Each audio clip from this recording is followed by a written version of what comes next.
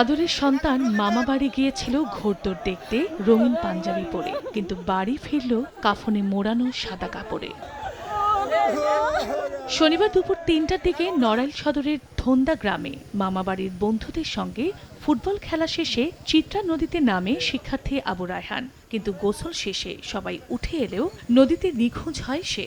স্বজনরা অনেক খোঁজাখুঁজি করেও রায়হানকে না পেয়ে ফায়ার সার্ভিসে খবর দেয়। খবর পেয়ে রাত ১১টার দিকে উদ্ধার অভিযানে নেমে সোয়া ১ ঘন্টার চেষ্টায় রায়হানের লাশ উদ্ধার করে ডুবুরি দল। আমাদের যে ডুবুরি ইউনিটের যে ৩ জন চৌকোর সদস্য তারা অলরেডি পানিতে নেমে তারা আমাদের যে সিনিয়র ডুবুরি 12টা 10 মিনিটে এই ভিকটিমকে উদ্ধার করে আনে।